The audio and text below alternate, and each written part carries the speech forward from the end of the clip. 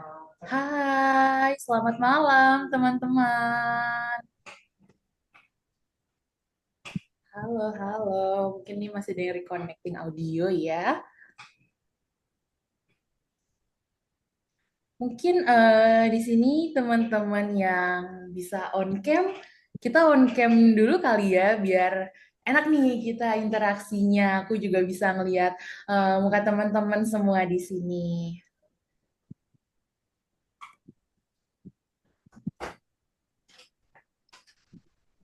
Gimana kabarnya teman-teman semua?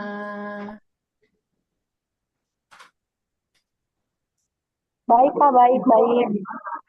Wah, Baik, alhamdulillah. Aku Hendra. alhamdulillah. Oh, halo Hendra. Halo semuanya.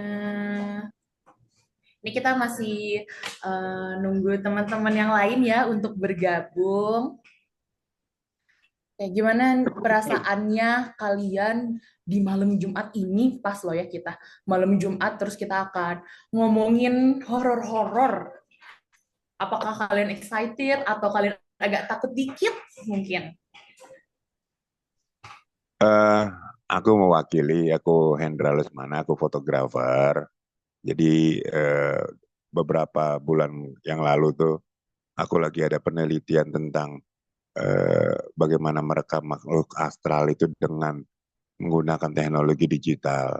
Karena ini kan dunia yang rada-rada eh, tipis ya kan gitu. Karena memang eh, ada salah satu universitas besar di Indonesia lah yang coba kongko sama saya, bahkan eh, apa yang kita bicarakan itu diterjemahkan langsung, mengingat ada keinginan salah seorang peneliti dari Jerman itu justru malah mengangkat tematik-tematik waktu itu kalau nggak salah ini ya apa tentang eh, kuntilanak gitu loh. Mereka lagi sedang meneliti dan saya dimintakan untuk menjadikan seseorang yang bisa merekam hal-hal tersebut. Kalau MTech tertarik, kita bisa duduk bareng, kita bisa menerjemahkan itu.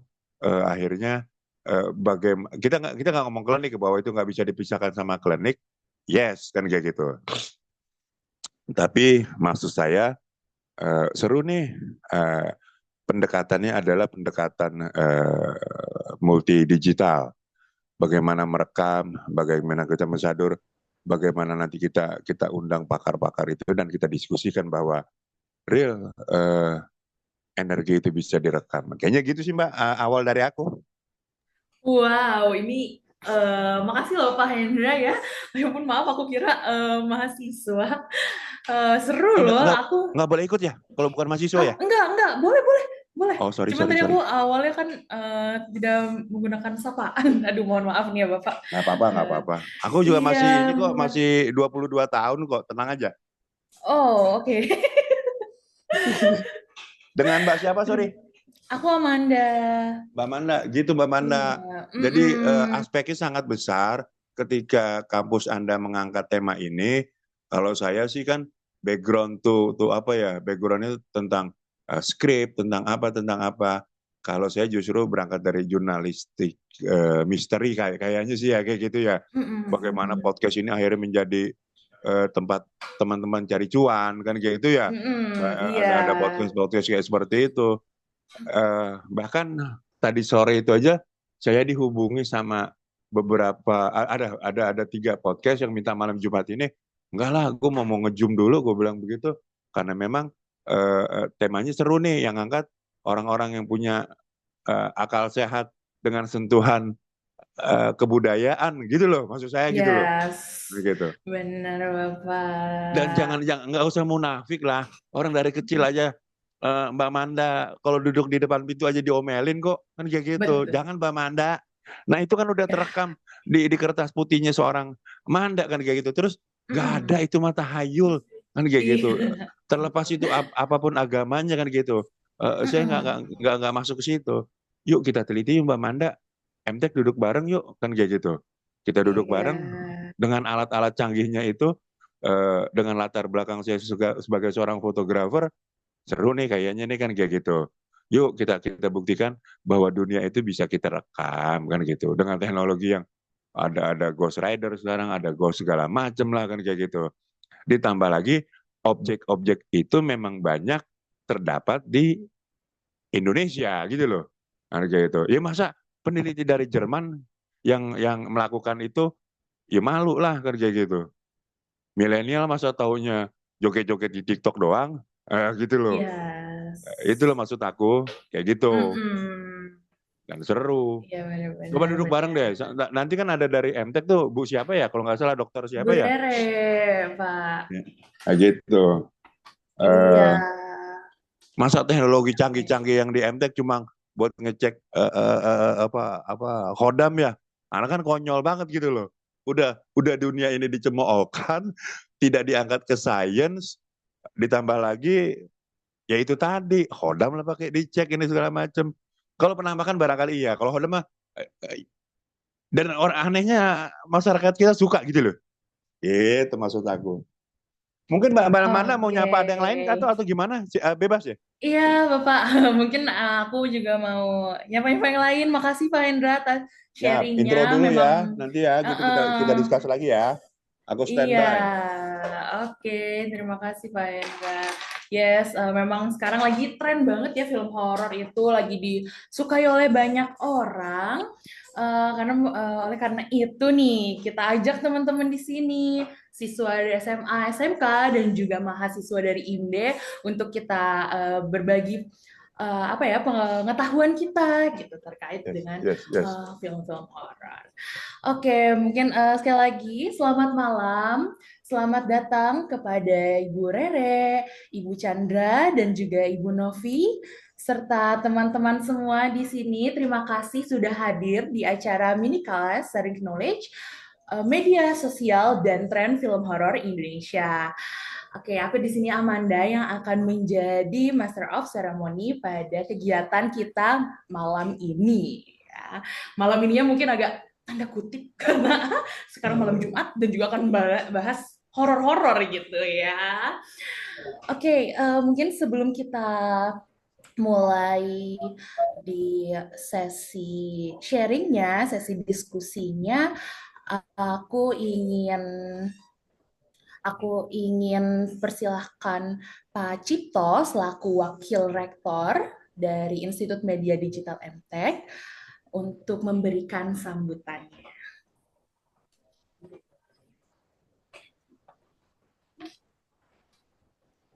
Mungkin Pak Cipto belum masuk.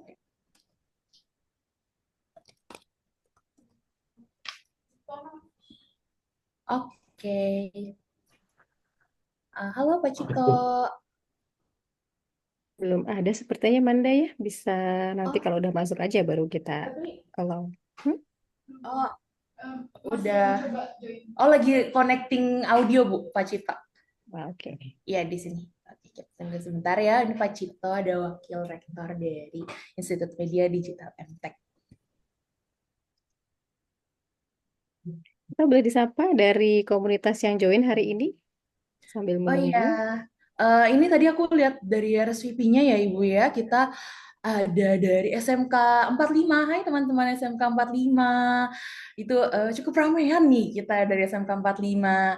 Terus juga SMK 9 Jakarta, ada SMA Alaina, SMK PGRI, dan ada Upstar Management, HPE Entertainment juga. Terima kasih nih teman-teman yang sudah menyempatkan hadir di kegiatan kali ini. Oke, ini Pak Ciptonya sudah eh, hadir. Halo Pak Cipto. Ya, selamat Ya, malam semuanya. Ya, ya, ya, terima kasih, selamat malam. Ya, Mbak Amanda dan teman-teman semuanya. ya. Halo Bapak, mungkin boleh Bapak memberikan sambutan kepada teman-teman nih di acara kali ini. Oke, terima kasih, selamat malam. Bismillahirrahmanirrahim. Assalamualaikum warahmatullahi wabarakatuh. Salam sejahtera untuk kita semua, salam sehat selalu. Ada Mbak yang saya hormati, ada Bu Rere, ya, partner saya sebagai wakil rektor saat faktor dua sebenarnya. Terus ada Mbak Chandra yang sempat ketemu beberapa waktu lalu ya, Mbak Chandra di di Indosiar ya. Terus ada Ibu Novi, Iya. ya, dan Pahan, ya senior kita semuanya, dan teman-teman semuanya, Mbak Amanda yang arrange acara bagus sekali. Maaf dari join tadi. Ya, kebetulan Pak Rektor lagi ke Singapura gitu ya. Ya, saya memberikan sedikit apa ya pesan beliau ya, intinya kegiatan yang cukup produktif ini kita bisa IMD ya, Institut Media Digital MTech yang kita cintai ini, bisa-bisa teman-teman nanti mendapatkan hal yang banyak ya, ilmu-ilmu yang bermanfaat tentang media sosial dan tren film horor Indonesia ya. Seru kalau film horor itu mah nontonnya seru tuh. Ya, saya tuh terakhir nonton film horor apa ya, KKN Desa Penari apa ya? Itu senang sekali tuh. Ya itu saya juga sempat nonton gitu. Nah ini teman-teman yang bergabung di sini insya Allah dapat ilmu yang banyak ya dari para pakar-pakarnya di dunia film ya, yang sudah malang melintang gitu ya. Dan kebetulan juga Ibu Kaprodinya juga ada sekaligus Wakil Rektor, ada Mbak Rere di situ. Nanti bisa dipandu ya. Dan yang penting pasti bermanfaat. Itu saja sih. Dan kita punya 5 prodi nih teman-teman. Jadi kalau yang bergabung di sini pengen tahu tentang Institut Media Digital MTech, dia salah satu kampus yang terintegrated benar-benar dengan dunia industri ya, dekat sekali bahkan menyatu gitu ya. Di media jurusan bisnis digital kita punya Bukalapak dan kemarin sudah diakuisisi, bahkan hampir majoritinya juga milik MTech ya, makanya Institut Media Digital MTech. Terus kalau kita bicara kajian film televisi, ada screenplay, ada macam-macam ya, ada di sini, ada video.com, ada segala macam. Kalau kita bicara production entertainment, kita ada screen cinema art ya. Kita juga punya studio. Kemarin teman-teman yang sekolah kampus kita yang di kajian film juga sempat jalan di sana bersama-sama melihat lokasinya. Jadi terus kita juga punya produksi media yang otomatis memproduksi sekarang kekinian ini. Jadi banyak hal yang kita produksi di situ ya. Di samping kita punya D3 yang sudah lulusin 1.200 lebih ya, ahli-ahli media yang bergabung di televisi. Saya juga nggak tahu televisi yang jelas di Indonesia udah banyak, saya juga nggak bisa ngitung juga gitu. Jadi eh, IMD ini akan punya 5 prodi yang cukup handal dan terintegrated langsung gitu ya. Silahkan kalau memang bisa bergabung ya teman-teman. Seperti itu saja yang saya bisa sampaikan. Mbak Rere mewakili di handle saya. Saya masih ada sekolah, jadi saya nggak bisa ngikutin full ya Mbak Rere dan teman-teman. Mohon maaf. Itu saja Bu Rere. Tadi Pak Toto seperti itu pesannya. Terima kasih. Oke, terima kasih Pak Cipto Ya. sudah memberikan sambutan yang hangat.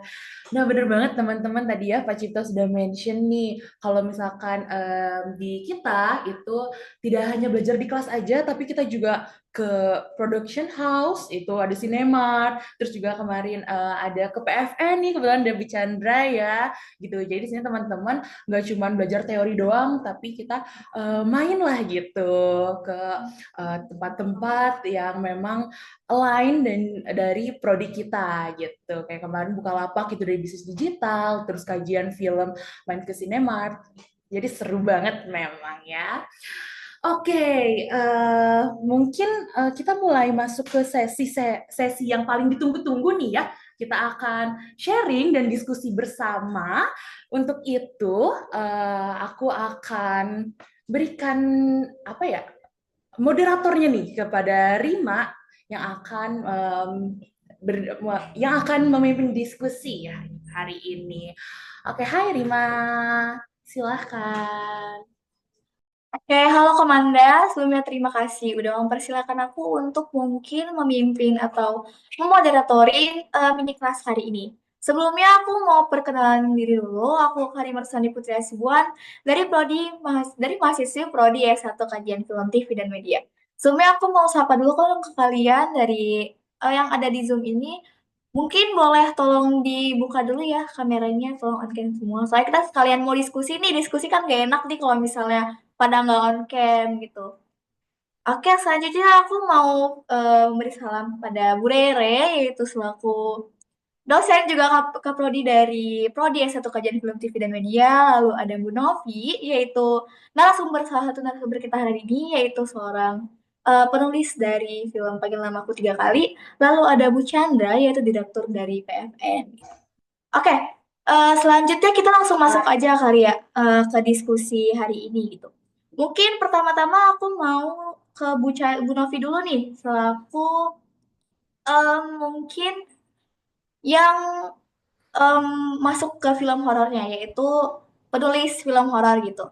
Halo Bu Novi, boleh perkenalkan dirinya dulu ke teman-teman yang mungkin ingin kenal lebih dekat ke Ibu gitu.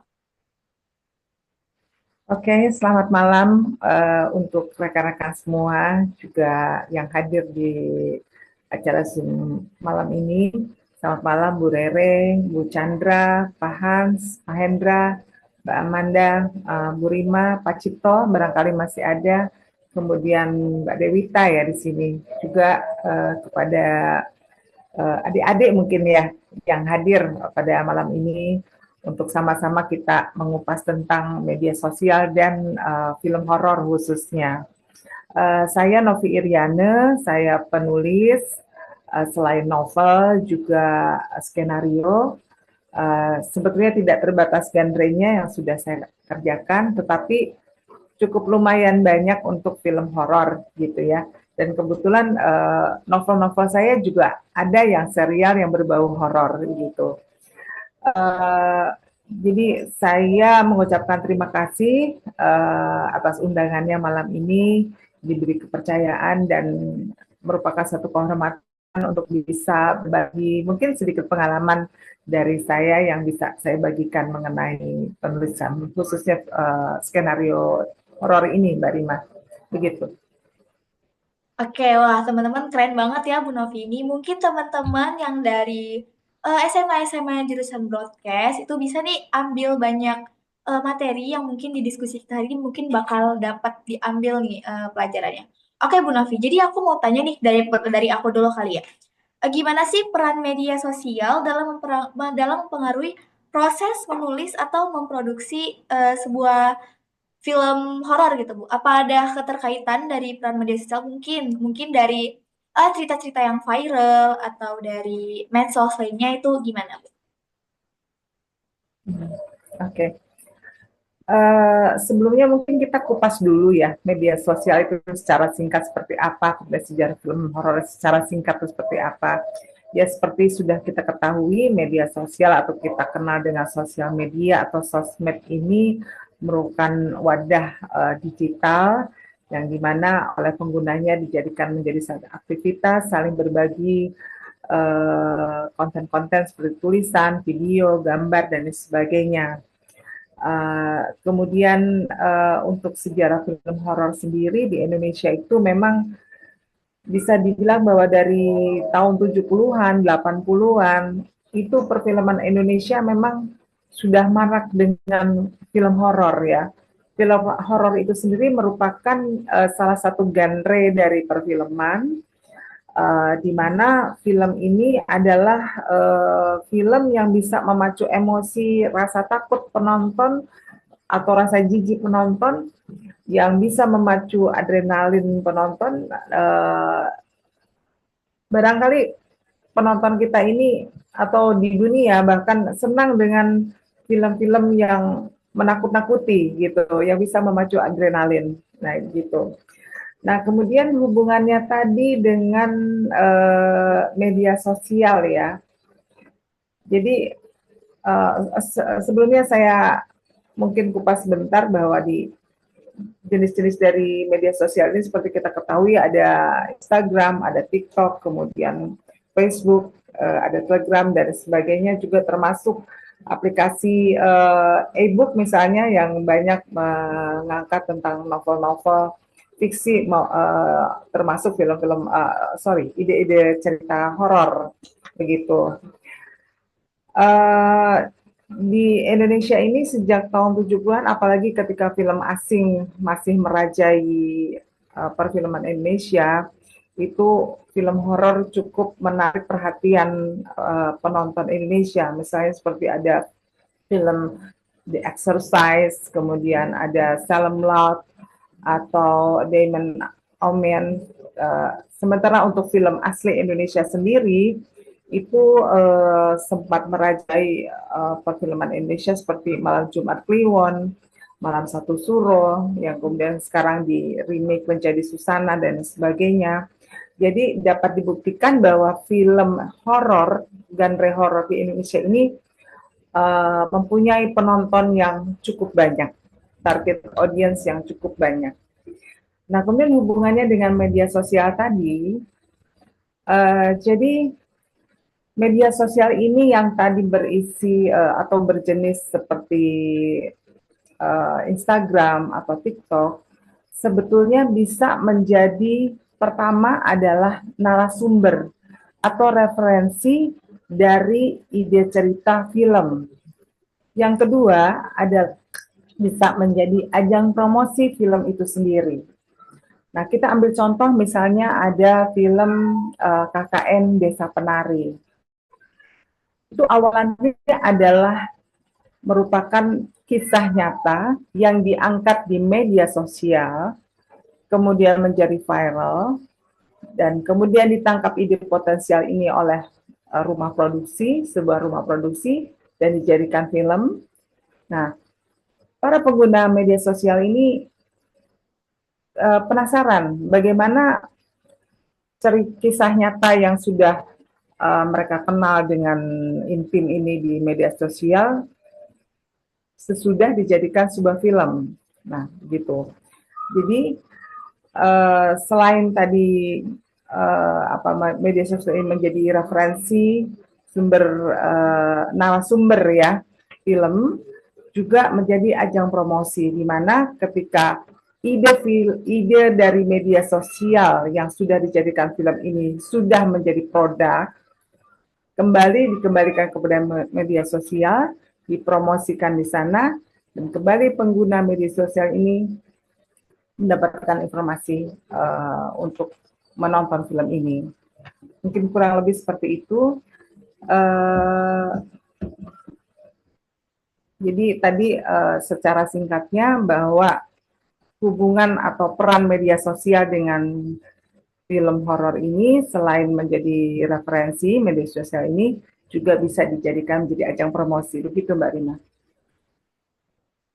Baik, terima kasih penjelasannya Bu Novi. Berarti secara yang aku tangkap mungkin karena banyak masyarakat Indonesia ini emang banyak yang tertarik gitu ke film horor dan emang film horor ini sudah menjadi tren di masyarakat kita gitu. Oke, selanjutnya aku mau langsung ke Bu Chandra dulu. Oke.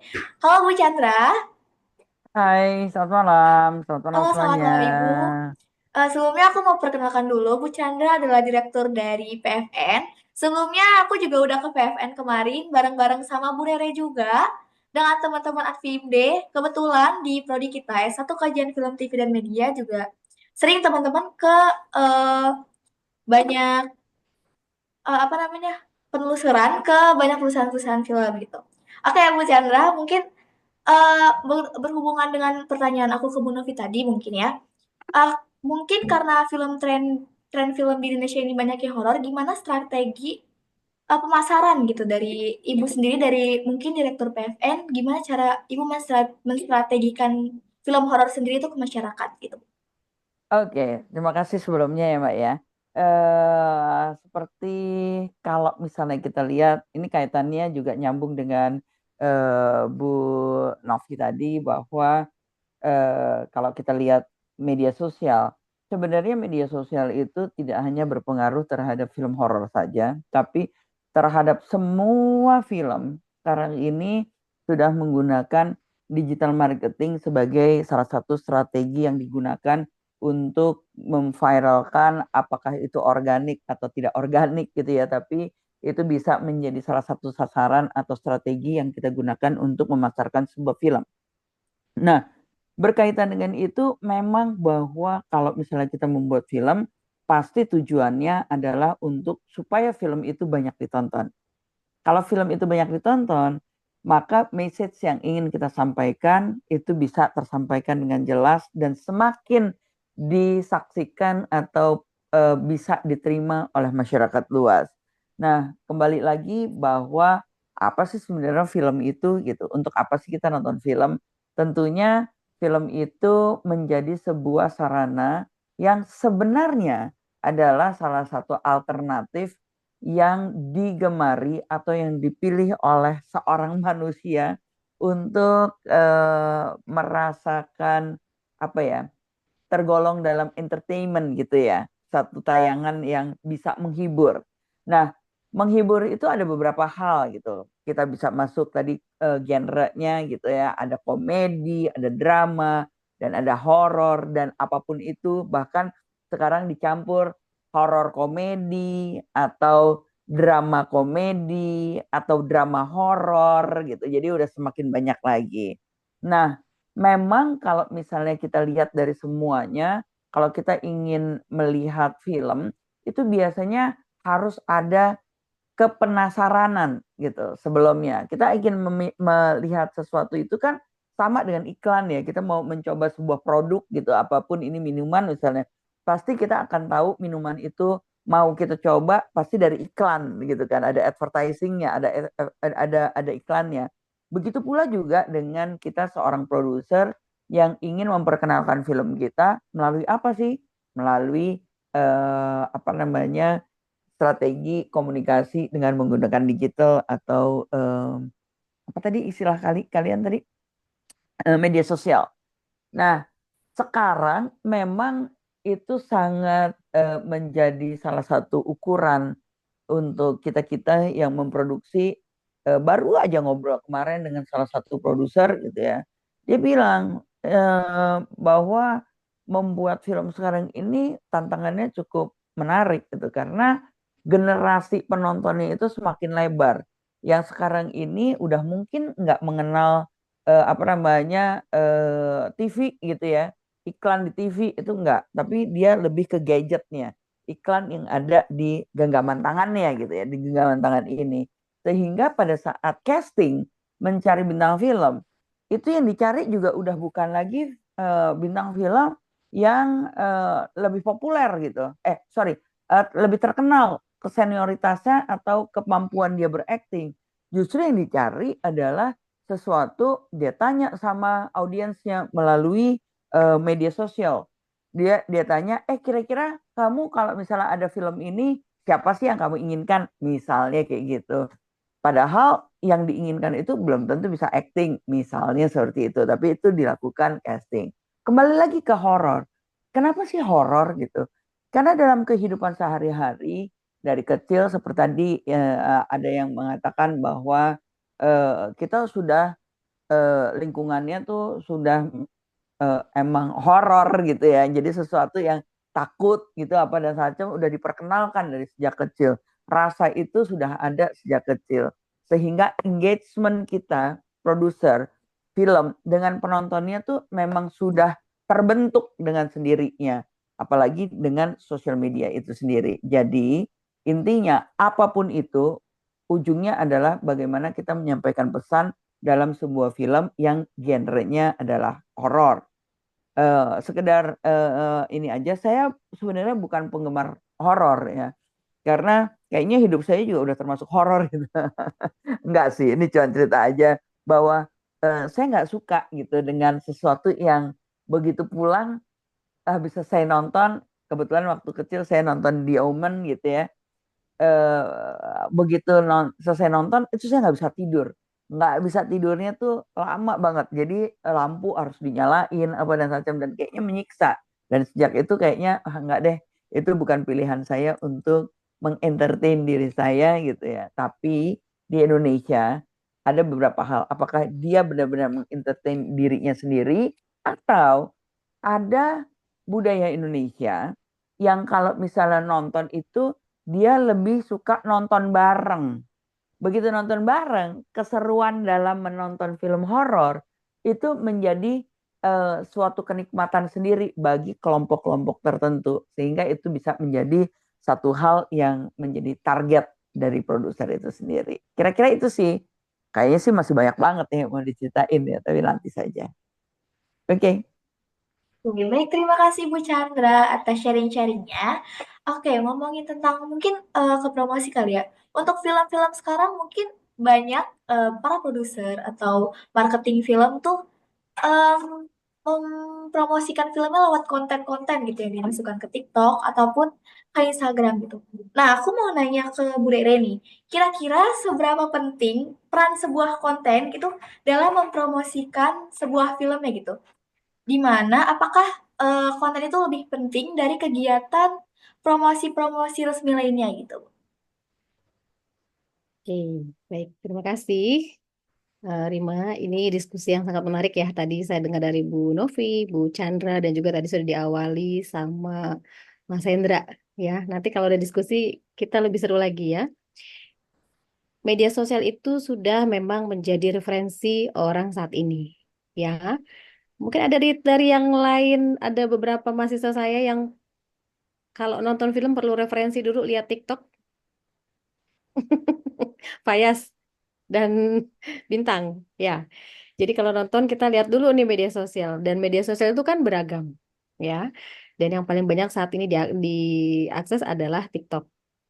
Saya teringat ketika film horor Vina itu diangkat dari kisah nyata, gitu ya, lalu ramai diperbincangkan viral di media sosial dan lebih viral lagi setelah tayang karena berkembang isunya.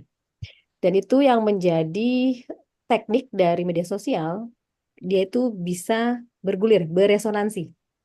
Dan layaknya media sosial, kalau Marshall McLuhan bilang, medium is the message, bukan lagi sekedar message, pesan ya, tapi itu sudah menjadi message. Jadi ketika kita melihat konten, pertama lihat konten yang secara organik dari orang gitu ya, posting keseruan film ini, kemudian besoknya dia lihat lagi, nanti lihat lagi, akhirnya menjadi sebuah adiksi, sehingga bisa memicu ke dalam sebuah tindakan, saya mau menonton. Gitu ya. Jadi memang media sosial sudah menjadi referensi setiap orang untuk melakukan sebuah tindakan di era modern lanjut sekarang. Nah, yang kedua, kalau ditanya seberapa penting konten di dalam promosi, tentu sangat penting. Ini Bu Chandra ahlinya. Kita kalau buat sesuatu harus promosi, harus diinformasikan seluas-luasnya. Bahkan kalau di Amerika sendiri, Hollywood, mereka bahkan sudah mengeluarkan dulu eh apa versi yang kualitasnya kurang bagus gitu ya. Dilempar ke pasar untuk dilihat seberapa minatnya, sehingga kemudian baru baru dilihat nih bagaimana minat pasar. Ya, barulah keluar di layar lebar.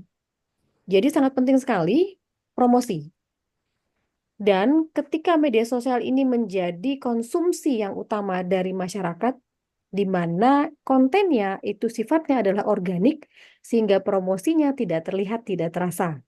Sekali lagi tadi menjadi sebuah adiksi, ya. Makanya kalau di sini teman-teman mungkin ada yang pernah dimasak gitu ya.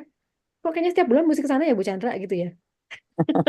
Mesti tiap bulan saya mesti ke sana nih, saya mesti dimasak. Nah, itu sebenarnya ada apa semacam zat yang menginduksi kita gitu ya untuk kita nagih. Nah, itu peran dari media sosial. Semakin kita disuntikan oleh konten-konten itu, promosinya semakin melekat di pikiran kita, sehingga itulah yang menentukan tindakan kita untuk menonton.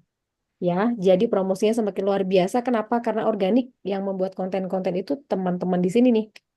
Ya, bisa jadi ada teman-teman yang ketika nonton di XX1 atau di layar lebar, mohon maaf menyebutkan merek karena kita nggak dibayar ya Bu. Kalau ada yang nonton di layar lebar, kemudian posting gitu ya film ini. Dan saya teringat sekali dengan filmnya Vina di mana suaranya itu sangat apa ciri khas ketika dia teriak-teriak itu ya. Dan itu akhirnya menjadi sebuah promosi gitu ya. Dengan teriakan pun menjadi sebuah promosi dan itu secara organik dibuat oleh teman-teman sendiri. Nah, boleh dari teman-teman yang mau cerita tentang pengalamannya, bagaimana sangat terpengaruh atau menjadi preferensi media sosial ketika menonton. Dan media sosial ini tidak hanya Instagram atau TikTok dan Facebook ya, tetapi juga website itu menjadi sebuah media-media sosial atau media-media yang networking. Mereka memberikan rating-rating tentang film dan ketika ratingnya jelek, otomatis teman-teman nggak mau lihat. Padahal belum tentu, karena selera orang kan berbeda. Ketika ada yang bilang film Joker yang sekarang jelek nih, gitu. Tapi buat pecinta film yang memang menyukai tipikal dark itu apa dark criminal, film-film yang dark, mereka akan suka. Jadi sayang sekali gitu ya kalau hanya menjadi acuan awal gitu ya dan kemudian bisa menjadi sebuah pengaruh yang besar cuma karena ada referensi media sosial dibilang jelek terus nggak nonton. Ada yang setuju atau tidak? Silahkan kasih referensi. Saya kembalikan ke moderator. Ya, teman-teman mungkin penasaran atau pengen berbagi sharing nih, ini sebenarnya kita open discuss, jadi boleh langsung raise hand aja atau bisa open mic langsung aja jika ingin untuk mengajukan pertanyaan lainnya. Ngomong-ngomongin film horor dan soal Bu Rere tadi bilang, ada nih salah satu mahasiswi IMD juga yang namanya Fayas dari Prodi S1 Kajian, yang aku tahu dia tuh sangat suka banget nih soal film horor dan dia tuh juga suka ngonten-ngontenin film horor gitu. Mungkin Fayas boleh sharing dong gimana? Boleh open mic dulu Fayas. Halo Fayas. Halo, Oke, Fayas mungkin boleh boleh sharing nih. Mungkin ada yang mau ngasih pertanyaan juga ke Bu Novi, ke Bu Chandra juga untuk bisa sharing-sharing dan discuss bareng. Boleh Fayas.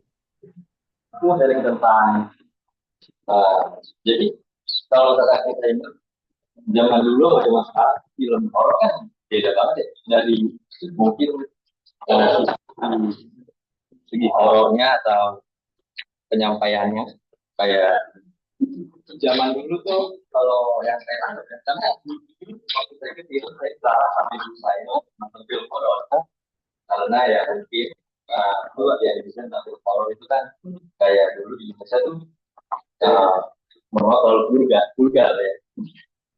Jadi saya ngarang saya nonton.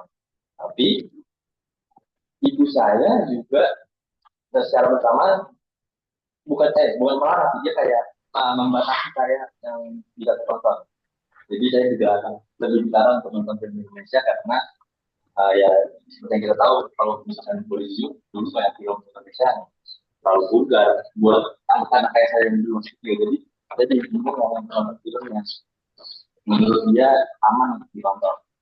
Nah, tapi kalau semakin ke sini, kita bisa lihat kayak perkembangannya yang lumayan baik, apalagi semenjak 5 atau 3 tahun yang lalu.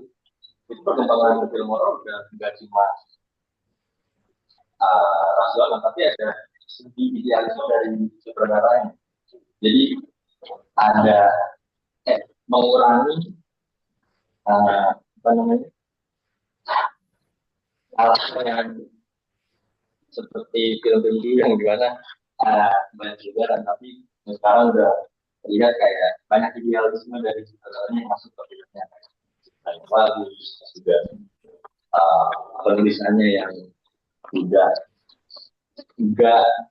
berasa kayak apa ya, lebih intelektual lah bisa bilang gitu karena ya terasa rasional ya karena penonton ada sisi jadinya gitu. Mas, Jadi ininya keputus-putus deh suaranya, kayaknya kurang jelas. iya, soalnya Nggak clear. Nah, itu lebih clear. Jangan ditambahin horor ya, Fayas. Tolong diperjelas suaranya. Mungkin Fayas bisa diulangin lagi dari yang awal. Soalnya tadi agak putus-putus di awal. ini suara udah jelas loh. Boleh say hi dulu? Halo. Oke, udah. Agak dikencengin lagi aja suaranya ya. Oke,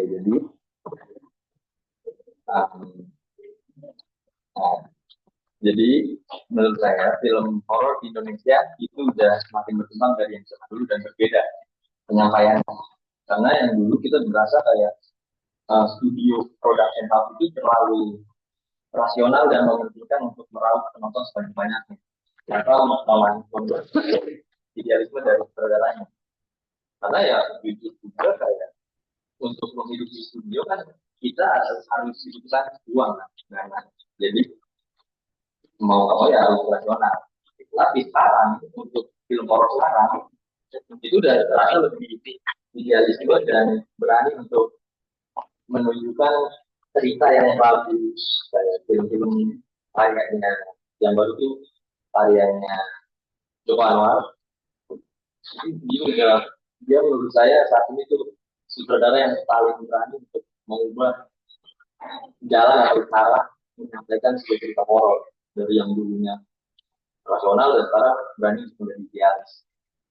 Jadi ya saya sekarang sih walaupun dulu waktu kecil saya dilarang sama ibu saya untuk nonton film horor, tapi sekarang dengan penyampaian atau pendekatan yang idealis dan penyampaian yang bagus, saya jadi suka film horor. Gitu.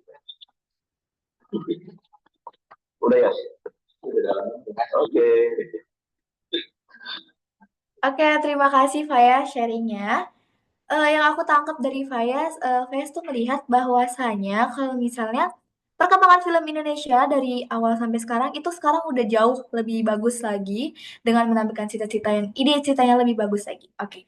Aku ada pertanyaan nih buat Bu Chandra yang berhubungan soal Fayaz tadi.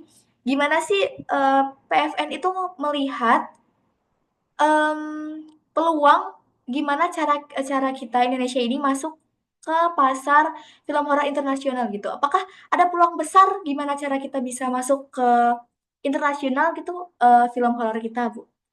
Ya, sangat sekali. Kalau nggak salah kemarin dirimu sempat ke PFN juga ya. Di Ya, PFN betul itu itu. kemarin kita sedang ada satu produksi besar yang masih dirahasiakan ininya, berapanya judul dan ini productionnya. Tapi kemarin pada saat dirimu sampai di set, kita sempat tur untuk set, itu berkaitan dengan apa yang dikatakan temanmu tadi, Fayaz ya kalau nggak salah ya, bahwa produksi film horor saat ini memang sudah didesain sebaik mungkin untuk bisa mendapatkan ambience atau hasil dari produksinya itu menjadi sebuah karya besar gitu ya. Tentunya untuk menjadikan sebuah karya besar pastinya dari pre-productionnya, risetnya dan lain-lainnya itu sudah ditata sebaik mungkin. Dan for your info itu film yang didesain kemarin itu mereka akan menggunakan PFN selama 1 bulan untuk areal syutingnya dan didesain sebagai sesuatu yang apa namanya benar-benar horor gitu ya. Dan kalau misalnya dilihat dari artnya dan lain-lain, itu memang sudah dibuat secara serius.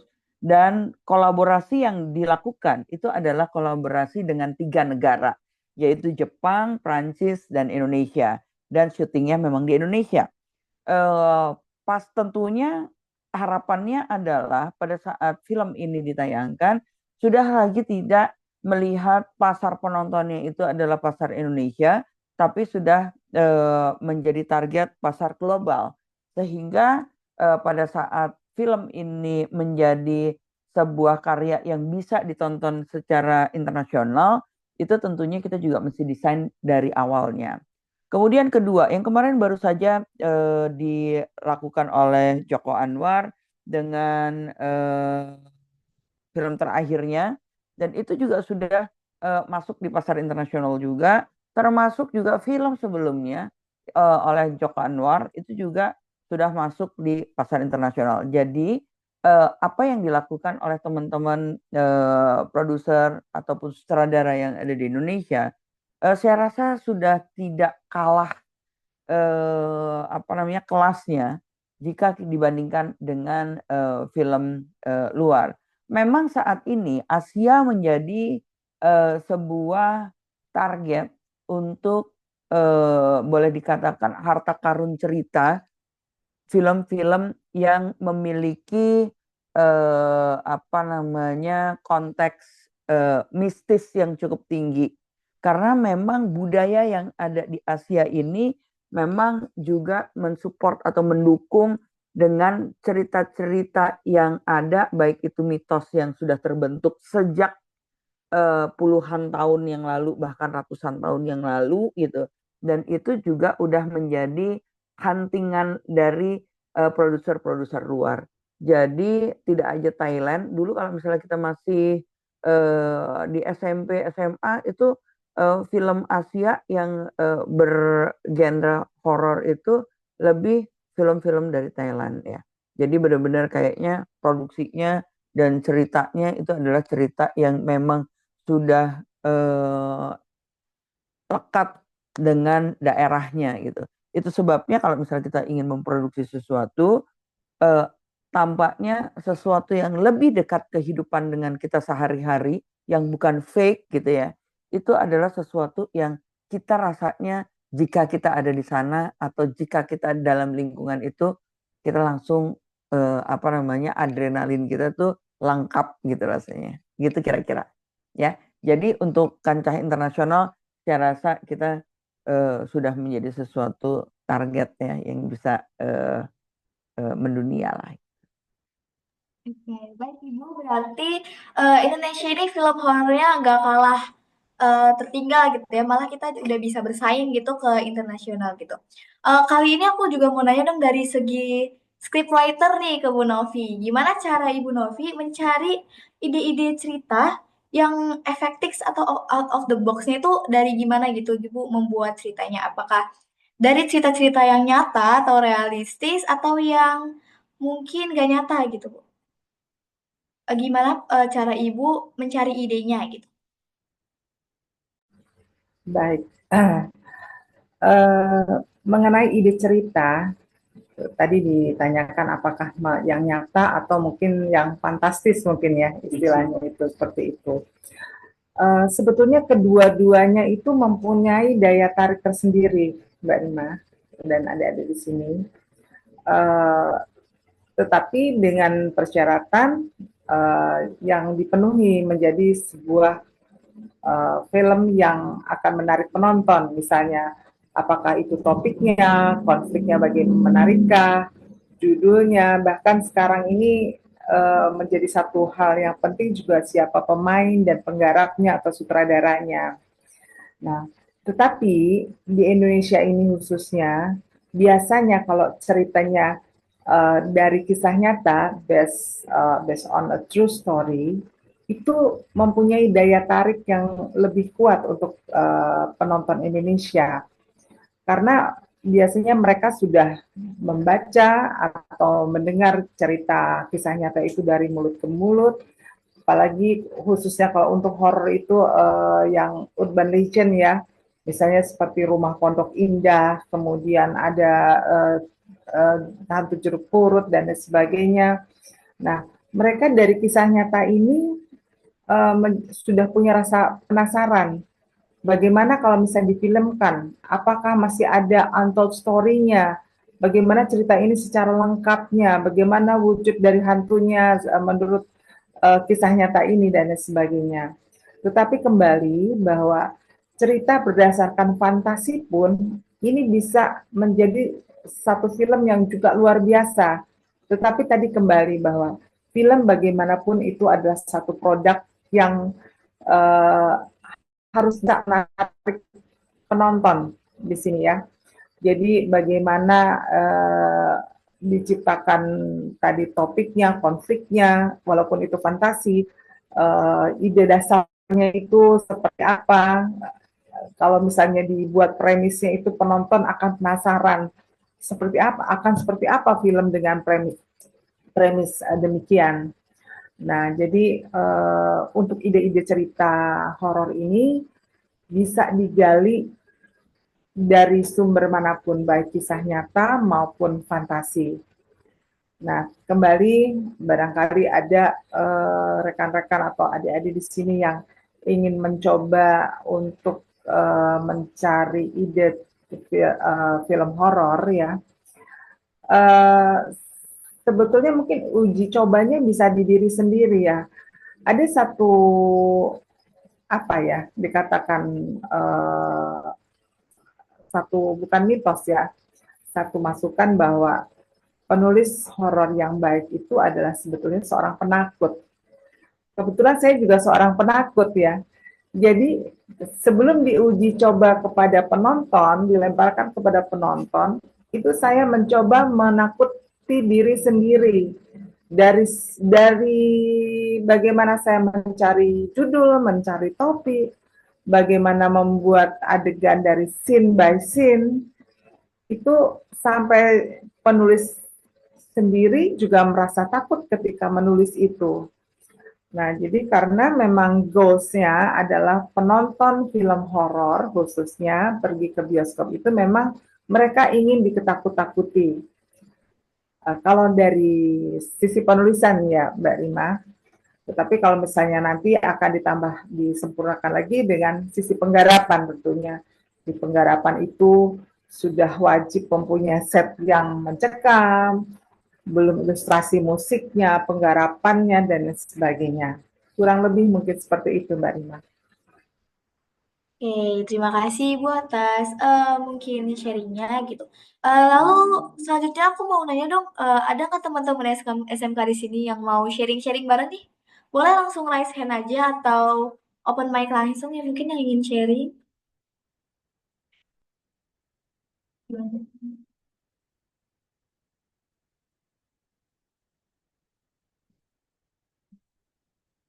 Em, Coba aku panggil kali ya. Dari ini nih, Jessica. Mungkin Jessica boleh ada yang pengen sharing bareng kita-kita? Atau yang lainnya mungkin teman-teman yuk yang ingin sharing-sharing pengalaman mungkin seputar film Kak, horor. aku mau nanya boleh nggak? Kedengeran nggak suaranya? Halo, suara saya kedengeran nggak nih? Sebentar. Aku dengan Hendra. Oh, boleh. Kalau Hendra mungkin mau sharing? Ya, gini aja. Saya dapat link ini dari beberapa teman tadi. Ini ada seru nih pembicaraan tentang sosmed dan dunia horor di Indonesia. Tadi dari awal saya bilang bahwa eh, narasumbernya hebat-hebat, dari penulisnya, bahkan dari wakil rektornya, terutama buat eh, ibu yang dari PFN, pemilihan bahwa lokasi PFN sebagai tempat untuk syuting itu, kalau mau fair nggak usah bikin film di situ, itu PFN memang tempat paling horor salah satunya. Artinya kalau kita mau jujur ya kayak gitu, itu tanda petik gudangnya juga lah kan kayak gitu. Timbul ide bahwa bagaimana mengemas pembicaraan ini akhirnya melebar menjadi sesuatu yang bersinggungan dengan apa yang kita bahas malam ini adalah kampus ini pandai membaca keinginan masyarakat, pendekatan perfilman, kacamata-kacamata perfilman. Kayaknya topik ini deh yang bisa ngangkat, mengajak teman-teman tanda petik ya mahasiswa baru untuk seru nih kayaknya ini. Kalau kayak gitu masyarakat kita aja doyan ini. Coba deh pendekatan digitalnya ke ini ya, ke medium horor. Cerdas sih idenya, saya nggak tahu nih tema ini diangkat atas apa, untuk mendukung film yang sedang digarap oleh PFN atau memang sendiri tanda petik perekrutan mahasiswa baru dengan konteks Zoom ini. Whatever, ide ini bagus. Bahkan kenapa sih nggak coba dibikin behind the scene-nya sebagai pembelajaran bagi mahasiswa-mahasiswa baru ketika syuting itu dilakukan di PFN, Bu Rektor, kan kayak gitu. Jadi learning and doing kan gitu.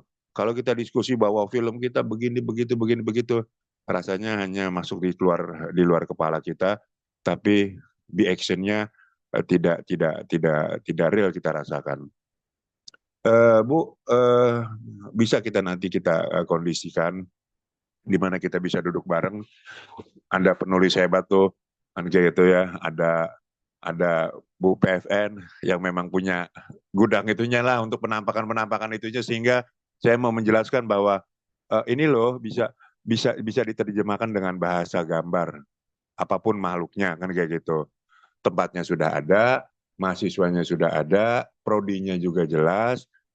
Mari kita duduk bareng bagaimana memproduksi itu behind the scene-nya, sehingga ada trailer yang bisa disampaikan bahwa film yang digarap sama ibu ini PFN ini dan teman-teman memang menjadi sesuatu yang wah. Media promonya tidak sesederhana yang ada di isi kepala saya, namun kayaknya kemasan ini akan menjadi kemasan promosi. Seperti itu maksud saya juga, kita duduk bareng dan whatever, masyarakat kita masyarakat munafik, ketika tabu membicarakan mitos, tabu membicarakan hal-hal goib, hal-hal tahayul, padahal di isi kepala kita dari kecil ya udah diajarin yang namanya pamali lah, inilah, itulah, sehingga sangat disayangkan kalau ini nggak dikemas menjadi nilai ekonomis. Saya punya ide tentang behind the scene-nya yang sedang yang digarap sama teman-teman yang di sana. Yuk kita duduk bareng, materialnya juga sudah ada dari kampus. Nah, ketika duduk bareng itu, saya mau tahu sih apa yang dibicarakan di topik kita ini menjadi sesuatu yang real kan gitu. Tidak hanya sebuah diskusi. Sebab di awal tadi saya coba jelaskan itu Timo itu dari Jerman itu dia bekerja sama dengan masyarakat Dayak. Dia mengambil tema itu penelitian kuntilanak, narasi hantu dan modernitas. Itu Timo Duel gitu sebagai dia ada di Departemen Kajian Asia Tenggara dari Universitas Bonn di Jerman. Masa mereka yang meneliti kuntilanak di rumah kita sendiri kan gitu. Sementara banyak kuntilanak di gedung PFN gitu loh Bu, kerja gitu. Nah, kenapa kita nggak coba itu loh maksudnya kan gitu. Sebagai rektor, kalau saya cuma bilang, Bu ini sayang loh Bu, nggak bisa dikemas loh. Mahasiswa-mahasiswa Ibu bisa duduk bareng di sana. Yuk kita pakai handphone aja deh kan kayak gitu. Dan dengan Mbak Novi yang sebagai penulis, saya yakin lah, apalagi Bu Chandra, apalagi Bu Rere lah kan gitu. Orang-orang wow semua kan di dunia itu. Dimediasi aja, difasilitasi sama kampus, kita duduk bareng, mana sih mahasiswanya yang katanya bisa merekam itu, minta waktu aja kerjasamanya sama Bu Chandra, dan ide citranya ada nanti di sana kita duduk bareng, bagaimana merealisasikan isi kepala yang ada di teman-teman pada malam ini. Sebab besok itu, suka atau tidak suka, yang berkaitan dengan topik ini di Senayan itu ada pertemuan para podcast horor itu. Nah, itu bocorannya saya kasih, mereka akan duduk bareng, memberikan sebuah acara yang ujung-ujungnya, lu percaya apa enggak sama setan, tapi lu jangan usah munafik, bahwa lu juga nyari duit dari setan gitu loh. Tanda petik bukan pesugihan ya Bu ya, kan kayak gitu ya. Bahkan kampus ini melihat idenya, yuk pendekatan misteri kali ya, sehingga anak-anak bisa terpacu untuk tidak cuma adrenalin gitu loh, tapi juga menunjukkan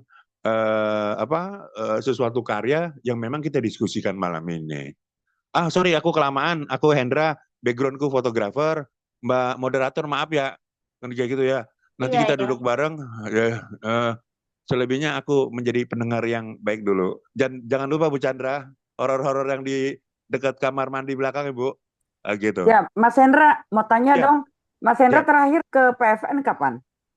Saya warawiri itu PFN itu terakhir 3 tahun yang lalu Ibu.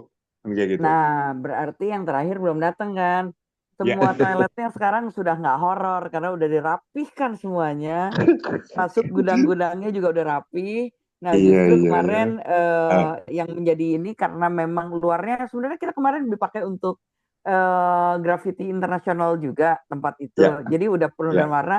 Tapi karena kebetulan kemarin sudah lokasinya itu kan akan dijadikan pabrik gitu ya, lokasi tempatnya. Jadi memang akan digunakan selama 1 bulan, 1 bulan setengah untuk kompleks pembuatan satu film besar, dan itu juga kelihatannya art to art ya. Jadi karena ininya juga dari Jepang juga yang datang, terus kita melibatkan masyarakat di sekitar PFN juga gitu. Jadi harusnya sih setelah ini rencananya setelah film ini selesai produksi ada sebagian kawasan yang akan dipakai untuk wahana sih. Di Oke. situ apa namanya banyak sih unsur-unsur yang kita bisa lakukan di situ. Monggo Ya. silakan kalau misalnya mau datang, karena di studio satunya kita udah menjadi studio XR Studio. XR Studio itu udah cukup modern juga, karena dengan Oke. teknologi itu mau pakai yang secanggih apapun, mau Ya. membuat horor seperti apapun, atau yang membuat pesta seperti apapun, itu bisa dilakukan di sana. Siap, siap. Enggak, masalahnya kan gini, Bu. Dipahami saya bukan pemburu hantu atau mencari hal-hal yang berbau dengan klinik kayak gitu. Saya hanya ingin menerjemahkan ini loh, bahasa digital bisa membaca penampakan. Betul. Karena mohon maaf gitu ya, saya tuh lagi mempersiapkan, Bu, pameran foto di kuburan di salah satu tempat di Depok. Dan ada beberapa session TV itu kayaknya seru nih kan kayak gitu. Kenapa kamu harus di kuburan? Ya memang saya nggak dikasih tempat sama pemerintah untuk pameran kan kayak gitu. Kebetulan saya tinggal di Depok dan saya nggak mau bawa ini ke politis ya, Bu. Kan kayak Ya, gitu. ya, ya, Ya, ya. ya, kayak gitu. Silakan. Ya, Saya oke. dan itu flyernya sudah saya siapkan. Beberapa teman dari itu juga udah ngedukung. Bahkan TV bilang, lu gila lu gini gitu. Ya gue nggak dapat tempat buat pameran kan kayak gitu. Artinya bidang saya sebagai fotografer hanya sebatas penasaran saya, kurir saya kayak gitu. Tapi mohon maaf, ini Bu Rektor, ide Anda hebat menampilkan podcast ini, pendekatan media sosial, walaupun Anda kemas kemana, keren kan kayak gitu, keren. Ibu mampu membaca pasar kayak gitu kan. Ini kayaknya kalau gue ngomong terlalu teknis capek juga kali kan gitu. Yuk kita ngomong pendekatannya sama itu yuk sama suster ngesot kan kayak gitu. Ini anak-anak muda sekarang nih edan-edan, Bu. Penasaran semuanya itu, dan itu mesti kita lihat sebagai sebuah ide cemerlang dari kampus ini untuk melakukan pendekatan kepada tanda petik mahasiswa baru. Kalau Oke. perlu ada prodinya tuh, Bu. Kan gitu. Oke, makasih. Oke, terima kasih Pak Maaf ya, Hendra. kelamaan ya. Iya, nggak apa-apa. Terima kasih kepada Pak Hendra yang udah sharing-sharing ke kita. Selanjutnya kita masuk ke sesi Q&A ya teman-teman. Ini udah ada yang raise hand sih, Fayas dan Kobi. Mungkin bisa langsung on mic, pertanyaannya boleh. Selamat malam Ibu semua Bapak. Perkenalkan nama saya Nanda Bintang, tapi saya bisa juga dipanggil Bobby. Saya ingin menanyakan terkait film Takut atau dulu berganti nama sebelumnya menjadi Kiblat yang disutradari oleh Bu Bobby Prasetyo. Saya ingin menanyakan terkait kontroversialnya karena judul serta posternya itu menampilkan orang melakukan gerakan ruku dengan posisi kepala menghadap ke atas. Itu kontroversial karena film tersebut juga mendapatkan somasi dari para dukun putih karena dianggap memberikan pandangan negatif terhadap dukun di Indonesia. Karena sebelum-sebelumnya ini banyak juga film yang membawakan tentang agama, terutama agama Islam. Dan pertama mungkin ada juga Makmum, itu membuat para kita atau penonton itu membuat mungkin parno ketika mungkin sedang beribadah. Nah, saya ada dua pertanyaan. Kenapa film Takut itu bisa menjadi kontroversial? Yang kedua, apakah dari Ibu Novi setuju dengan film membawakan background agama? Karena juga kan akhir-akhir ini juga ada background film dengan background agama. Dia juga eksorsis. Itu film Puasa Gelap. Itu dia backgroundnya beragama Nasrani. Oke, itu saja mungkin dari saya. Terima kasih. Oke, pertanyaan yang dari Kobi yang saya tangkap yaitu yang pertama adalah kenapa film Takut itu menjadi kontroversial, lalu yang kedua adalah kenapa film horor apakah bisa dikaitkan dengan agama. Mungkin Bu Novi bisa membantu menjawab. Kepada Bu Novi saya persilakan. Baik. Saya jawab yang kedua dulu mungkin ya Mbak. Karena film Takut saya referensinya agak nanti boleh diberi ulasan seperti apa. Tetapi mengenai film horor dengan agama ini memang sering menjadi satu benturan ya. Nah, seperti di film tapi saya bisa memberi contoh ketika saya menulis skenario film Panggil Namaku 3 Kali. Ini adalah tentang hantu seorang gadis yang mati bunuh diri di kamar mandi. Kemudian kamar mandi itu menjadi horor. Nah, tentunya secara agama ini tidak bisa diluruskan karena kalau secara agama bahwa orang yang sudah meninggal itu ruhnya tidak akan kembali ke dunia. Nah, tentunya harusnya bahwa penonton ini sudah sadar sebelumnya bahwa ketika menonton film horor yang berbau hantu ini memang fiksi di depan. Tetapi saya sebagai penulis mempunyai tanggung jawab moral. Ketika kalimat panggil kali yang diucapkan oleh si hantu ketika menemui orang-orang yang membutuhkan bantuan, panggil namaku 3 kali, akan kubalaskan dendamku. Itulah kalimat sebenarnya. Tetapi di ending cerita, saya kembali luruskan ke agama. Ketika ada tokoh utama di sini berdialog, satu si bijaksana, satu lagi adalah menjadi tokoh utama yang dulu terlibat dalam cerita hantu sebelumnya, dia mengatakan bahwa panggil Tuhanmu sebanyak mungkin, maka Tuhan akan datang untuk menemuimu. Nah, seperti itu. Jadi kepada Mas siapa tadi? Mas Ananda ya? Hobi Bu, panggil hobi aja nggak apa-apa. Mas Bobi. Jadi kita memang harus sadar sekali penonton film horor ini bahwa ini memang fantasi ya, seperti misalnya ada hantu jeruk purut dan lain sebagainya. Ini tidak bisa digabung dengan agama karena di agama itu tentu petunjuknya akan berbeda lagi. Itu memang ada jirim dan korin dan lain sebagainya, tetapi kan perwujudannya tidak seperti itu. Jadi tentang agama itu tadi, tetapi kalau misalnya di skenario atau di film kita bisa luruskan bagaimana kita menutup ending ada pesan-pesan moralnya, gitu, seperti itu. Kemudian film takut mungkin Mbak Rima bisa kasih gambaran seperti apa, kenapa kontroversinya? Mohon maaf ini saya. Kebetulan saya juga belum nonton film takut sih. Mungkin dari Ananda Bintang bisa tolong diinfoin dulu film takutnya ke Bu Novinya. Kalian sharing boleh? Maaf dulu ya. Menurut saya kontroversialnya bukan karena adanya baru film Kiblat ini. Mungkin dari sebelum-sebelumnya ada film kayak Munkar, Kiblat, Korin, ada film Makmum, ada banyak film lainnya yang mengkaitkan dengan agama. Dan itu mungkin menjadi mungkin itu membuat penonton itu bisa parno ketika sedang beribadah.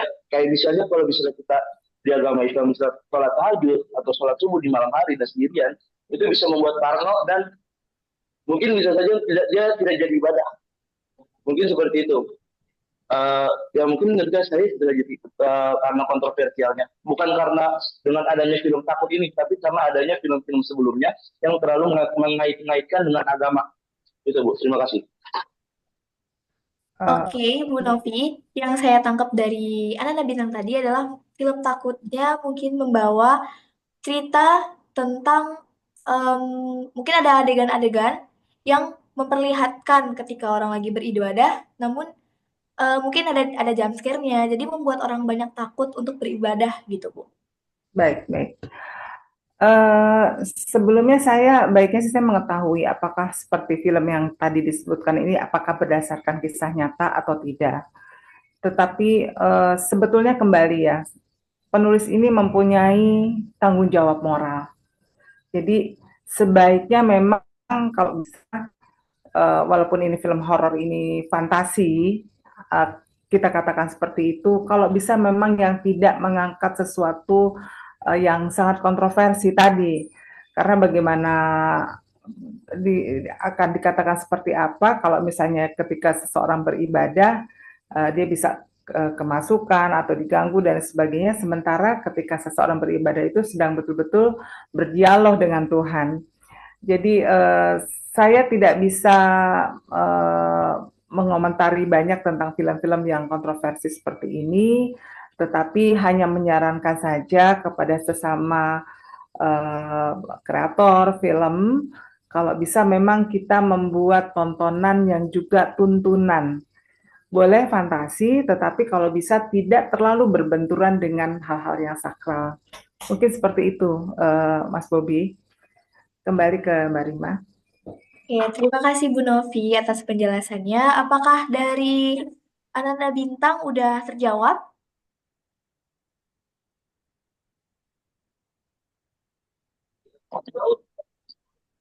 Maaf tadi apa?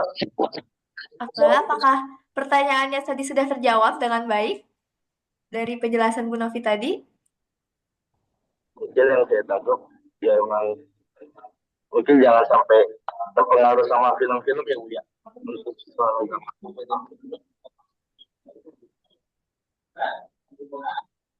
Yang saya terima tangkap itu sih. Oke, terima kasih Ananda Bintang. Oke, lanjut ke pertanyaan selanjutnya. Ada Mbak Rima, dari Alfia. Mbak Rima, aku nambahin sedikit dong. Boleh, boleh. Apa namanya? Sebenarnya film horor ini atau hantu lah katakanlah seperti itu ya. Ada beberapa hal kalau misalnya kita ingat itu film hantu atau horor apapun itu gitu ya.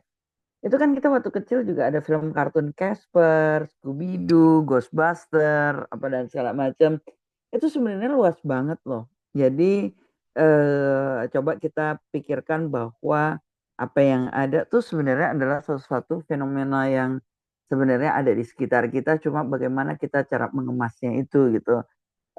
Ujung-ujungnya memang film ini adalah sebuah karya yang ditujukan untuk apa ya, alternatif entertainment lah gitu ya, sesuatu yang bisa menghibur ataupun dalam menghibur itu kita bisa menyampaikan pesan moral yang ingin disampaikan. Kadang-kadang kita ingin menyampaikan sebuah pesan, justru inti pesannya yang sebenarnya kita ingin sampaikan, tapi bisa melalui apa nih gitu. Salah satunya ya tadi seperti yang Mbak Novi katakan bahwa cerita horor apapun gitu ada pesan-pesan moralnya gitu. Jadi film pun saya rasa itu adalah media yang kita lakukan untuk menyampaikan pesan. Gitu kira-kira. Oke, terima kasih Bu atas sharing dan pencerahannya. Oke, kita lanjut ke pertanyaan selanjutnya yaitu dari Albert Indra. Boleh Albert Indra, open mic-nya boleh? Ya, selamat malam. Nah, Selamat malam para ibu narasumber, selamat malam teman-teman. Eh, Izinkan saya bertanya terhadap konsep based on true story sebagai strategi marketing para produser film lah ya, baik baik di Hollywood maupun di Indonesia sih. Saya pernah nonton konten terkait kritik terhadap based on true story ini, di mana ini menjadi menghasilkan dilema, Bu. Dilema dua hal. Satu terkait script writing sih, terkait script dan maupun screenwriting, di mana penulis itu dia terinspirasi dan mengadaptasi suatu kejadian nyata, bisa horor konteksnya di sini. Tapi dia nggak bisa merangkai cerita itu dengan baik. Nggak bisa merangkai cerita itu dengan baik, dia hanya fokus pada bagian klimaks dari suatu kejadian itu, hanya bagian yang shocking, tapi nggak bisa menyajikan itu menjadi cerita yang baik. Nah, itu dilema yang pertama. Yang kedua, nah ini yang kedua lebih ke marketing, ya. Marketing film itu sendiri pemasarannya. Memang eh, banyak film, terutama Indonesia, masih mengandalkan kalimat based on true story di poster filmnya. Tapi tentu para filmmaker kita semua sebagai filmmaker nggak bisa mereplikasi 100% suatu kejadian untuk menjadi suatu karya seni. Di sini medianya film.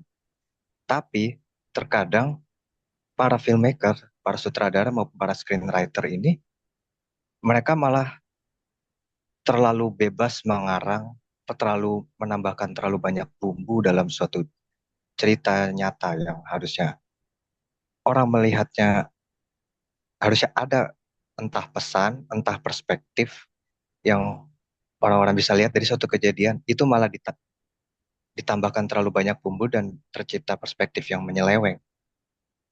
Nah, saya harap ibu-ibu sekalian paham atas pertanyaan saya. Terima kasih. Terima kasih kepada Albert Indra. Sebelumnya aku izin rangkum pertanyaan dari Albert Indra. Yang pertama mungkin lebih ke Bu Novi kali ya, soalnya menyangkut soal script writing. Pertanyaan pertama, eh, penulis biasanya terinspirasi dari kisah nyata, tapi banyak penulis yang tidak bisa merangkum cerita itu dengan baik. Mungkin tanggapan Bu Novi boleh dipersilahkan kepada Bu Novi untuk menjawab pertanyaan dari Kak Albert.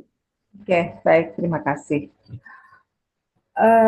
Memang menarik sekali kalau misalnya di poster itu ada referensi bahwa cerita film ini berdasarkan kisah nyata.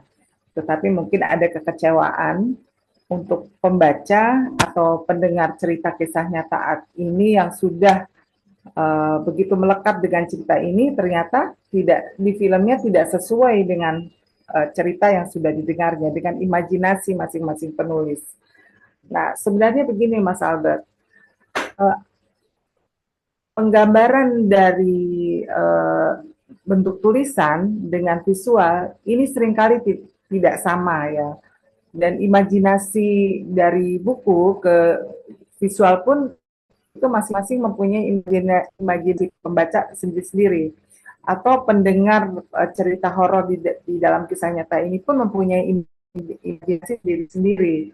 Oleh karenanya seringkali memang kecewa ternyata film ini tidak sesuai dengan imajinasi pembaca atau imajinasi pendengar cerita kisah nyata ini. Nah, kemudian kembali kepada kisah nyata, kok kenapa alur ceritanya yang dibuat oleh penulis itu tidak sama dengan cerita yang sesungguhnya, atau alur ceritanya dianggap kurang menarik untuk diikuti, kurang bisa dinikmati dan sebagainya. Ini pertama tergantung kepada masing-masing gaya penulisan. Tetapi kadang-kadang penggarapan di eksekusinya juga ini mempengaruhi, Mas Albert. Ya, dari skrip kemudian diterjemahkan ke dalam bahasa gambar oleh sutradara, itu mungkin bisa menjadi lebih baik atau bisa menurun dari skenarionya gitu. Jadi ini kembali hasil dari kisah nyata yang dibuat menjadi alur cerita kemudian menjadi film ini tergantung kepada masing-masing gaya penulis dan juga penggarapan sutradaranya, Mas Albert. Terima kasih Bu sudah menjawab pertanyaan dari Mas Albert. Oke, lanjut ke pertanyaan kedua dari Mas Albert yang aku tangkap. Itu pertanyaan soal marketing, mungkin bisa dibantu jawab oleh Bu Chandra dan juga Bu Rere, mungkin ada tambahannya. Ini soal kenapa banyak mungkin produser film atau sutradara yang memang malah menambahkan banyak-banyak bumbu gitu ke dalam filmnya. Boleh Bu Chandra bisa membantu jawab? Iya, mungkin saya menambahkan juga dari yang sebelum masuk di situ di marketingnya, tapi saya menambahkan dengan apa yang disampaikan Mbak Novi. Pada dasarnya jika cerita itu sudah muncul dari story kisah seseorang yang sudah terpublish gitu ya, pasti masing-masing sudah mempunyai daya imajinasinya sendiri yang seperti dikatakan oleh Bu Novi. Jadi pada dasarnya kita seseorang pada saat membaca informasi itu adalah sutradara diri sendiri bagi cerita yang sudah dibaca. Jadi alam bawah sadar kita langsung membayangkan dan langsung membuat dramanya sendiri dan membuat tokoh-tokoh sendiri dengan persepsi yang ada di diri kita. Sehingga pada saat orang lain menjadi sutradara juga dengan cerita yang sama, pasti dia juga mempunyai interpretasi yang berbeda. Jadi begitu banyak interpretasi yang ada sehingga itu menjadi sesuatu yang kembali lagi begitu masuk di pasar marketing, itu akan menjadi lebih mudah untuk marketing quote unquote ya. Karena dengan sendirinya kita tidak memulai dari nol, tapi memulai dari sesuatu yang informasinya sudah terangkat terlebih dahulu. Lalu kedua, bahwa based on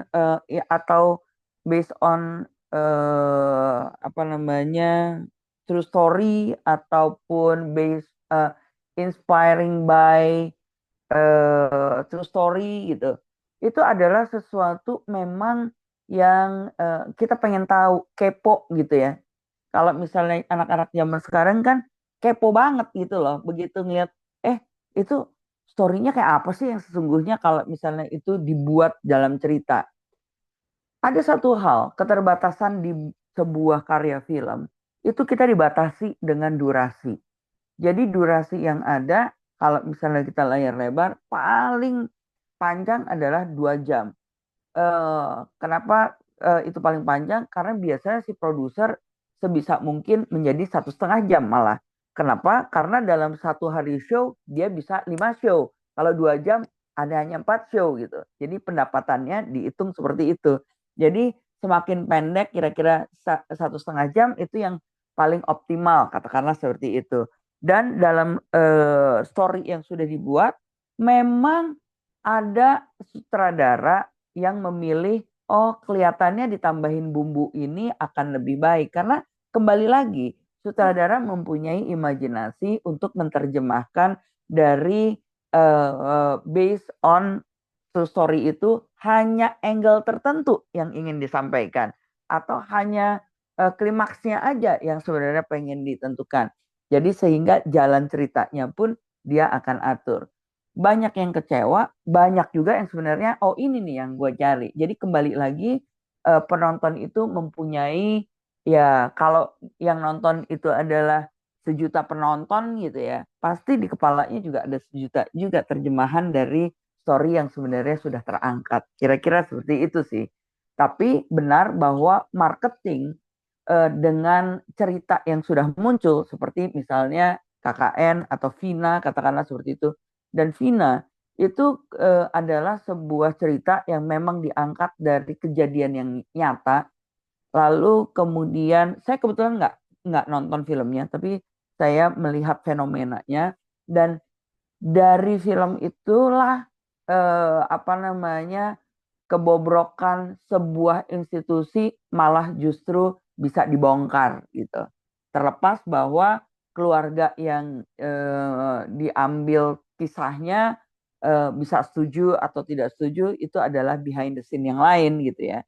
Tapi di film ini saya rasa ini menjadi satu catatan juga yang bisa berhasil menguak sebuah kejahatan atau kriminal di suatu tempat sehingga ini bisa paling tidak menjadi perhatian masyarakat luas. Kira-kira seperti itu.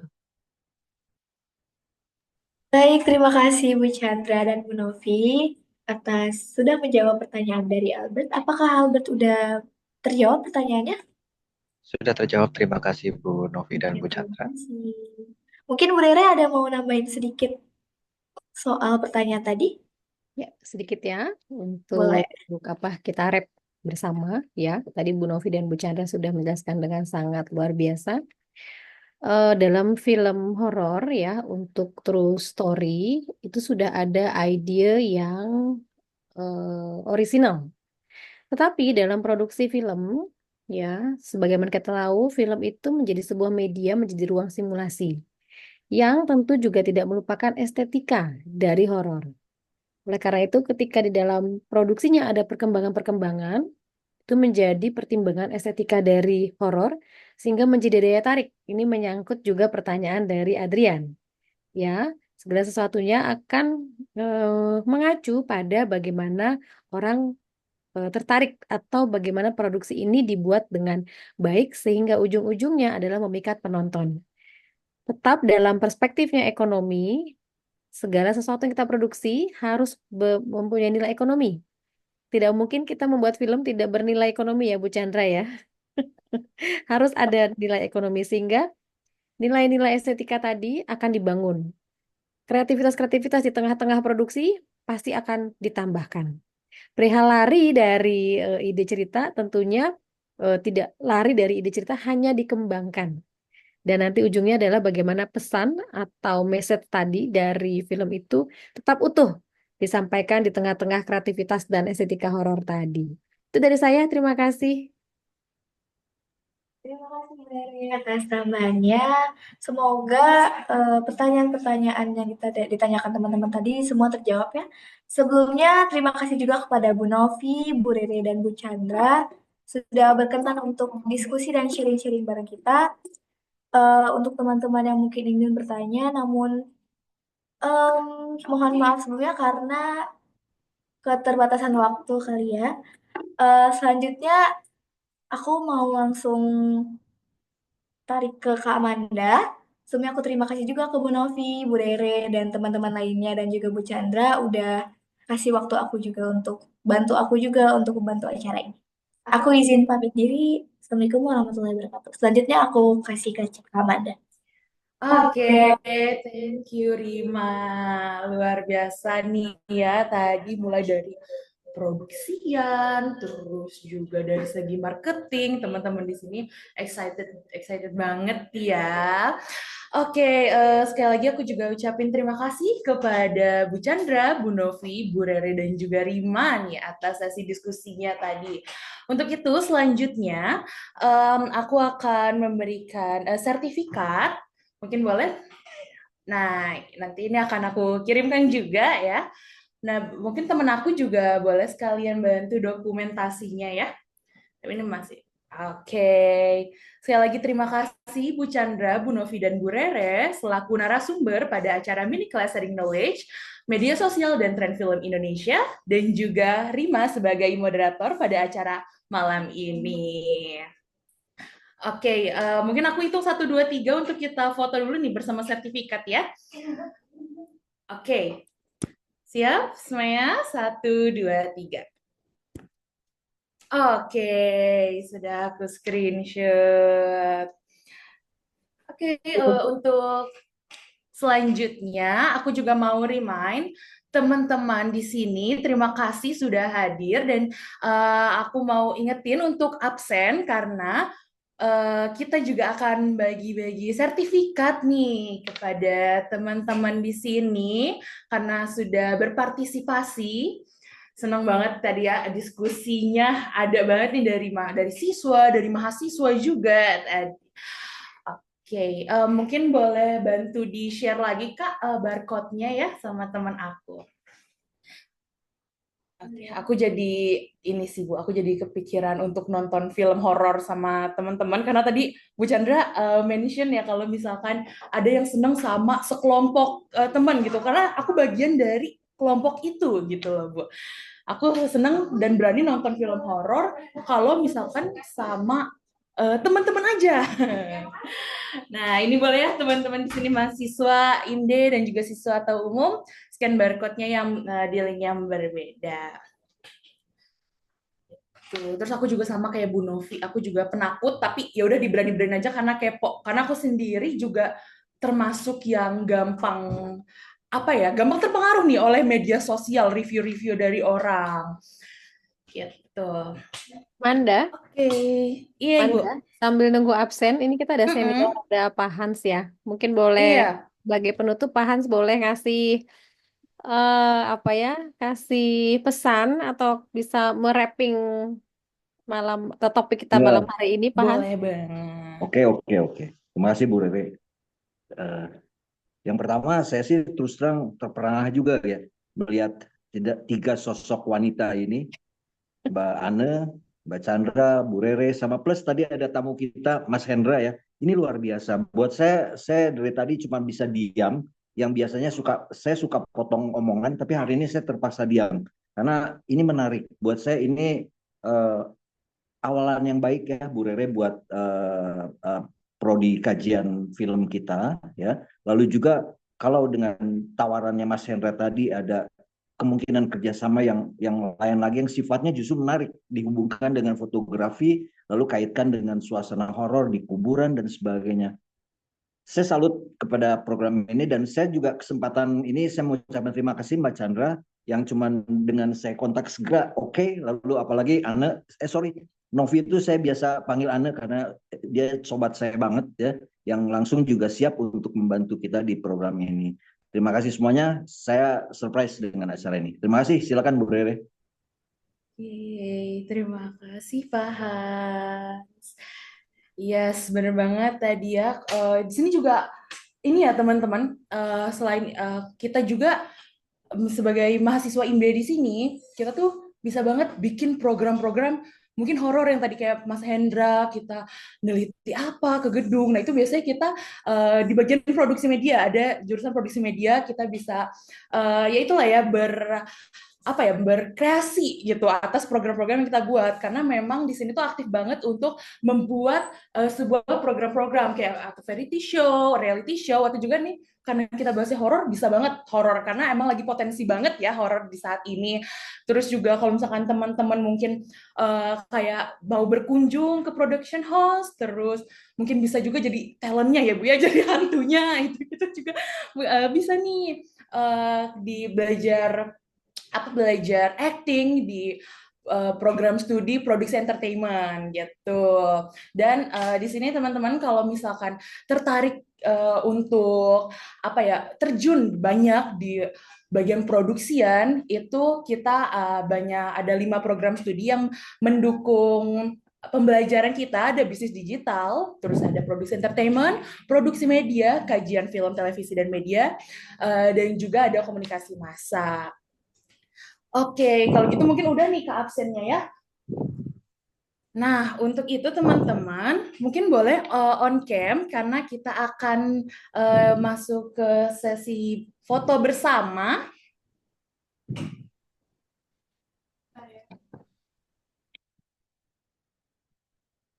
Nah, boleh nih mungkin nyisir-nyisir dikit yang perempuan gitu, karena siapa tahu ada yang nyangkut nih di sini, kayak ditandai nih boleh juga gitu. Terus hati-hati mungkin. Izin aja Mbak Moderator, nanti saya tipe orang yang rada gapteknya kalau buat tukeran handphone itu buat ibu-ibu hebat. Message terakhir saya cuma satu.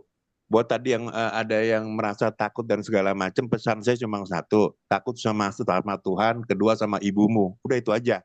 Selamat mau nonton horor kayak apa. Itu dua sosok yang harus kita takutin, cuma itu aja. Iya. Tuhan sama ibumu. Udah itu pasti selamat dunia akhirat ya, begitu aja. Iya. Gitu. Mau nonton film apa gitu. Iya. Nanti mungkin bisa kita berbagi nomor handphone. Karena saya jujur gaptek nih bagaimana caranya ya kan kayak gitu. Nanti kita bisa diskusi dengan Pak Hans, dengan ibu-ibu hebat ini. Dari aku, makasih sudah diajak diskusi kayak gini. Makasih Mbak Moderator. Iya, terima kasih ya Pak Hendra. Aku belum kasih tanggapan ke Pak Hans ini. Pak Hans, hatur nuhun. Oh iya, boleh, Bu. Memang kalau Anne itu nama dekat ya. Tapi kalau nama Novi itu nama dinas. Itu memang sahabat sekali Pak Hans ini. Siap. Bu Chandra juga, saya mohon salam hormat untuk Pak Dwi, Bu.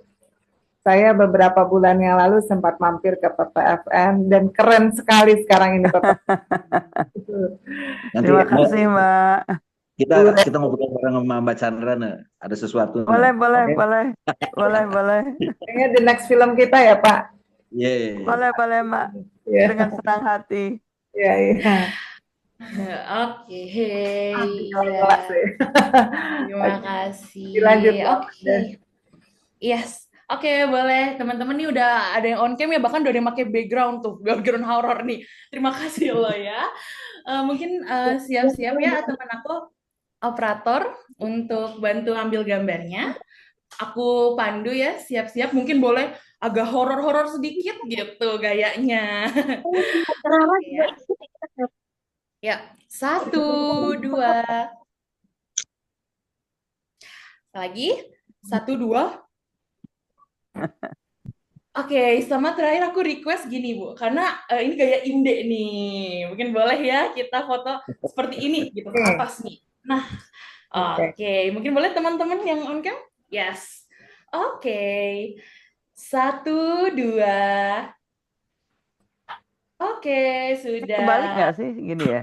Ya Oke. nggak apa Bu, karena ini kita ada yang mirror, ada yang nggak mirror ya Bu ya. Ya It's nanti tinggal okay. dimirorin ya. Iya. Oke, kalau gitu terima kasih sekali lagi kepada Bu Chandra, Bu Rere, dan juga Bu Novi yang sudah menjadi narasumber luar biasa nih pada malam hari ini. Semoga nanti kita malam jam 10 ke atas tidak ada kejadian apa-apa ya. Kita langsung tertidur nyenyak. Dan makasih teman-teman yang sudah bergabung. Thank you so much atas Selamat waktunya. malam. Sama pamit semua ibu-ibu Terima kasih hebat. banyak. Salam Mas Hendra juga terima Mbak kasih Rere, untuk idenya. Ya, Terima Mas. kasih ya siap Thank kehadirannya. you siap. semua. Bye. Siswa, Oke, hati-hati ya jalan boleh. pulangnya Kopi ya. ya. Terima Ya, kasih. terima kasih Ya. banyak. Anda, thank you Rima. Cincin. Iya, mari.